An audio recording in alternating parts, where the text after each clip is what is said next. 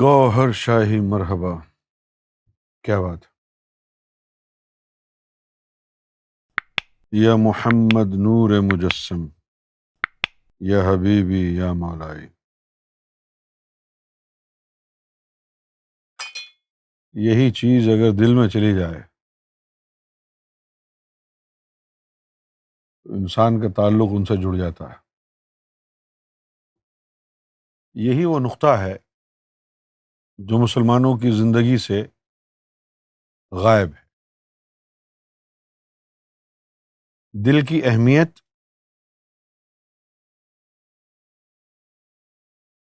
صدق اور رب سے رابطہ، یہ چیزیں مسلمانوں کی بالخصوص اور دیگر اقوام عالم کی بالعموم زمانے میں جاری ہیں. یہ ایسی چیزیں ہیں، روحانیت ایک ایسا ٹول ہے کہ جس کے بغیر مذہب ایک ایسی بندوق کی مانند ہے جس میں گولیاں نہ ہوں. بغیر روحانیت کے مذہب ایک ایسے منہ کی مانند ہے جس میں زبان نہ ہو. بغیر روحانیت کے مذہب ایک ایسے جسم کی مانند ہے جس میں روح نہ ہو. اور جب روحانیت آ جاتی ہے انسان کے سینے میں، اس کی روحیں بیدار ہو جاتی، تو پھر اللہ تعالیٰ فرماتا ہے کہ تھوڑا ہی عمل ہو لیکن دل سے ہو تو وہ رب تک پہنچ جاتا ہے اور انسان رب کی نظروں میں آ جاتا ہے. یہ چیز جو ہے مسلمانوں کی زندگیوں سے نکل گئی ہے. اب یہ کہنا بڑا مشکل ہے کہ یہ فرقہ واریت کی وجہ سے نکلی ہے، کیونکہ میں سمجھتا ہوں کہ اس کے نکلنے سے ہی فرقے بنے ہیں. سیدنا امام مہدی گوہر شاہی کی تعلیم، آپ کی کاوشیں، آپ کی کوششیں، انتھک محنت اس لیے نہیں ہے کہ سرکار گوہر شاہی شہرت چاہتے ہیں، اس لیے نہیں ہے کہ حلقہ احباب بڑھانا چاہتے، بلکہ اس لیے ہے کہ ہر خالی دل میں اللہ کا نور اور نام اتر جائے. اور یہ دل جو ابھی محض گوشت کا لوتھڑا ہے، عرش الہی میں تبدیل ہو جائے. قلب مومن عرش اللہ، قلب مومن بیت الرب. حج کرتے ہوئے، عمرہ کرتے ہوئے، طواف کرتے ہوئے ایک روز نبی پاک صلی اللہ علیہ وسلم دوران طواف کھڑے ہو گئے اور کعبے کی طرف رخ مبارک کیا اور کہا، اے کعبہ، تیری عظمت بجا ہے، لیکن قسم ہے مجھ محمد کو اس ذات کی جس کے قبضہ قدرت میں میری ذات ہے. مومن کا قلب تجھ سے ہزاروں درجے افضل ہے. اسی مومن کے قلب کے لیے کہا تھا بلے شاہ نے، مسجد ڈھا دے مندر ڈھا دے جو کچھ ٹہندائی، ایک بندے دا دل نہ ٹامی، رب دلاں وچ رہندا ہے. اسی دل کی اہمیت کو اجاگر کرنے کے لیے مولانا روم نے کہا تھا، دل بدستاور کے حج اکبرست، صد ہزاراں کعبہ یک دل بہترست، کعبہ بنیاد خلیل آزرست، دل گزرگاہ ہے جلیل اکبرست. علامہ اقبال نے بھی فرمایا، زباں سے کہہ بھی دیا لا الہ تو کیا حاصل، زباں سے کہہ بھی دیا لا الہ تو کیا حاصل، دل و نگاہ مسلمان نہیں، تو کچھ بھی نہیں۔ دل بیدار پیدا کر، دل بیدار پیدا کر کہ دل خوابیدہ ہے جب تک۔ خوابیدہ کا مطلب سویا ہوا۔ دل بیدار پیدا کر کہ دل خوابیدہ ہے جب تک، نہ تیری ضرب ہے کاری نہ میری ضرب ہے کاری۔ یہی بات سرکار گوھر شاہی نے فرمائی کہ تصوف میں اہمیت قلب کو ہے۔ یہی بات نبی پاک صلی اللہ علیہ وسلم نے فرمائی، اے بنی آدم، تیرے جسم میں گوشت کا ایک لوتھڑا ایسا ہے کہ اگر اس کی اصلاح ہو جائے پورے جسم کی اصلاح ہو جاتی، اور اگر وہی فساد میں مبتلا ہے باقی تمام جسم نمازوں میں تسبیحات روزے تلاوت میں لگا ہوا ہے تو وہ بیکار جائیں گی، پورا جسم فساد میں مبتلا رہے گا۔ یاد رکھ وہ تیرا قلب ہے۔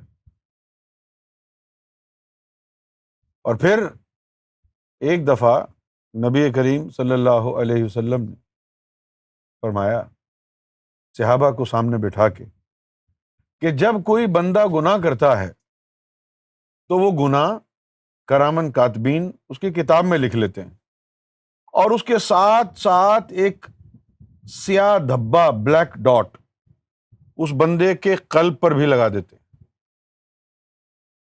اگر کسی نبی کو مرشد کو ضرورت ہوئی کہ دیکھیں اس کی زندگی کیسی ہے تو وہ کرامن کاتبین کو کہے گا اس کی کتاب لے کے آؤ، وہ کتاب دیکھ کر کے سمجھے گا کہ اس کی زندگی کیسی گزری ہے۔ لیکن اگر کبھی اللہ کو خیال آیا کہ میں اس بندے کے بارے میں جانوں کہ یہ کیسا ہے، وہ کتابوں کو نہیں دیکھتا، وہ دلوں کو دیکھتا ہے۔ ان اللہ لا ينظر الى صورکم واعمالکم ولکن ينظر الى قلوبکم ونیاتکم۔ اور دل اگر گناہوں کے سیاہ دھبوں سے پر ہو گیا تو اللہ ناراض ہو گیا۔ آپ صلی اللہ علیہ وسلم نے فرمایا کہ ایک وقت آتا ہے گناہوں کی کثرت سے کہ دل ان سیاہ دھبوں سے بالکل سیاہ کالا ہو جاتا ہے، اور جب کسی کا دل کالا ہو جائے تو آپ نے فرمایا کہ اس پر پھر نصیحت اثر نہیں کرتی۔ پھول کی پتی سے کٹ سکتا ہے ہیرے کا جگر، پھول کی پتی سے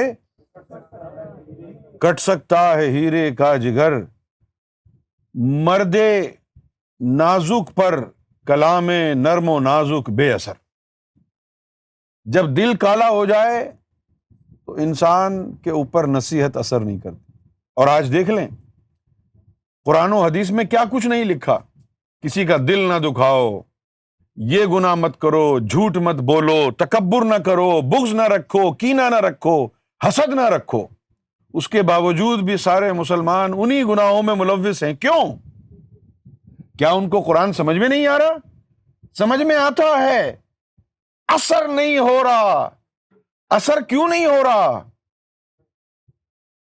دل کالے ہیں۔ اثر اس لیے نہیں ہو رہا کہ دل کالے ہیں۔ صحابہ کرام پریشان ہو گئے، پوچھا یا رسول اللہ جب کسی کا دل کالا ہو جائے اور اس پر اثر نہ ہو قرآن و حدیث کا بھی تو پھر وہ کیا کرے؟ تو اس وقت پھر آپ نے فرمایا لِكُلِّ شَيْءٍ ثِقَالَةٌ، ہر چیز کو دھونے کے لیے کوئی نہ کوئی چیز ہے۔ ثقالۃ القلوب ذکر اللہ، اور دل کو دھونے والی جو چیز ہے وہ اللہ کا ذکر ہے۔ لہذا سیدنا امام مہدی سرکار گوھر شاہی نے اس بیماری کا علاج کرنے کے لیے قدم بڑھایا کہ جس بیماری کی وجہ سے قرآن و حدیث کا اثر تم پر سے جاتا رہا، آپ نے تحریک اصلاح قلب کو فروغ دیا، اور آج تک وہ تحریک جاری ہے۔ دلوں کی اصلاح ہوتی جا رہی ہے، معاشرے میں پاک اور طاہر دل بنتے جا رہے ہیں۔ ایک وقت آئے گا کہ جب پاک دلوں کی تعداد ناپاک دلوں سے زیادہ ہو جائے گی تو معاشرہ بہتر ہونے لگے گا۔ اگر آپ معاشرے کو سدھارنا چاہتے ہیں تو انسان کو سدھارنے کا جو شارٹ کٹ ہے وہ اس کے دل کو سدھارنے کا ہے۔ دلوں کو سدھاریں۔ چراغ قلب جلاؤ، بڑا اندھیرا ہے۔ دلوں کو روشن کرنے سے یہ اندھیرا، یہ تاریکی جائے گی۔ مسجدیں بھری ہوئی ہیں، قرآن کی تلاوت بے شمار ہے، لیکن انسانوں پر اثر ذرا نہیں۔ حضور نے فرمایا کہ ایک زمانہ ایسا آئے گا میری امت پر لا یبقى من الاسلام الا اسمہ۔ ایک زمانہ میری امت پر ایسا آئے گا کہ ان میں اسلام میں باقی کچھ نہیں بچے گا سوائے اس کے نام کے۔ لا یبقى من الاسلام الا اسمہ، اسلام میں کچھ نہیں بچے گا سوائے اس کے نام کے۔ لا یبقى من القرآن الا رسمہ، اور قرآن میں سوائے رسم تلاوت کے کچھ نہیں بچے گا۔ آج ہم اسی دور میں چل رہے۔ اب قرآن پڑھنے سے پہلے اس دل کو صاف کرنا ہے تاکہ قرآن اس میں اترے۔ کھانا کھانے سے پہلے برتن صاف کرتے ہو نا، صاف ہوتا ہے برتن تب اس میں کھانا ڈالتے ہو نا۔ اس میں کھانے کی بے عزتی ہوتی ہے؟ یا کھانا یا نہاری یا بریانی کھڑی ہو کر کے کہے یہ میری توہین ہے کہ پہلے برتن کو دھویا جا رہا ہے، میری طرف سے توجہ ہٹا دی گئی ہے۔ نہاری نے کبھی کہا؟ بریانی نے؟ آلو گوشت نے؟ کبھی نان ویج ڈش نے، کبھی ویجیٹیرین ڈش نے کوئی ایسا احتجاج کیا؟ نہیں کیا۔ تو آج مولوی کیوں احتجاج کرتا ہے؟ نہ نماز کی تلقین کرتے، نہ قرآن کی تلقین کرتے، بس دل میں اللہ ہو یہ باتیں کرتے ہیں۔ ابے جاہل، یہ باتیں اس لیے کر رہے ہیں کہ یہی اسلام ہے۔ افمن شرح اللہ صدرہ للاسلام فہو علی نور من ربی، کہ وہ شخص جس نے اس میں اللہ سے اپنا سینہ پاک کر لیا اس کو رب کا نور ملے گا، جس نے سینہ پاک نہیں کیا اس کو رب کا نور نہیں ملے گا۔ اور جب رب کا نور نہیں ملے گا تو امتی نہیں بنے گا، شیعہ بن جائے گا، سنی بن جائے گا، وہابی بن جائے گا، دیوبندی بن جائے گا، مرزائی احمدی بن جائے گا، امتی نہیں بنے گا۔ اور جب تو گوھر شاہی کی تلقین پر عمل کرے گا، سر جھکا کے دل کو پاک صاف کرنے لگ جائے گا، تو گوھر شاہی کا مرید تو بنے گا، حضور کا امتی بھی بن جائے گا۔ یہ ہے وہ راستہ جو سارے انسانوں کے لیے ہے، مسلمانوں کے لیے بھی، عیسائیوں کے لیے بھی، یہودیوں کے لیے بھی، ہندوؤں کے لیے بھی، سکھ بھائیوں کے لیے بھی، سب کے لیے یہی ہے۔ یا تو مسلمان یہ بتا دیں کہ اللہ نے صرف مسلمانوں کو بنایا ہے، ہندوؤں کو کسی اور گاڈ نے بنایا ہے، یہودیوں کو کسی اور گاڈ نے بنایا، سارے انسانوں کو اللہ نے بنایا ہے۔ تو اللہ کی کوشش تو یہ ہوگی کہ اس کی ساری مخلوق نوازی جائے۔ اللہ کی تو کوشش یہی ہوگی نا کہ اس کی ساری مخلوق اس سے پیار کرے، سب آپس میں بھائی بھائی بن کر کے رہیں، دنگا فساد ہلہ یہ سب ختم ہو جائے، تم میں پیار آ جائے، پریم آ جائے، اور تم سب شیر و شکر ہو کے اس سے محبت کرنے لگ جاؤ۔ اس لیے سرکار گوھر شاہی کا ایک ٹائٹل پریم اوتار بھی ہے کہ رب کا وہ روپ جو سب کو پیار بانٹتا ہے وہ گوھر شاہی کی شکل میں دوبارہ آ گیا ہے زمین پر۔ یہ پیغام محبت ہے، یہ آواز گوھر شاہی ہے، آواز عشق ہے، اس کو دبایا نہیں جا سکتا۔ یہ آواز گونجے گی دلوں میں، روحوں میں، اور ایسی گونج رہی ہے یہاں دل میں گئی اور وہ دل عرش پہ چلا گیا۔ جو ہی آواز گوھر شاہی کسی دل میں گئی وہ دل عرش پر گونجا، جو ہی آواز گوھر کسی کے دل میں گئی وہ دل عرش پر چلا گیا۔ قلب مومن عرش اللہ، قلب مومن بیت الرب۔ آج کی گفتگو کو یہاں پر سماپت کر دیتے ہیں. زندگی رہی تو کل پھر دوبارہ ملاقات ہوگی.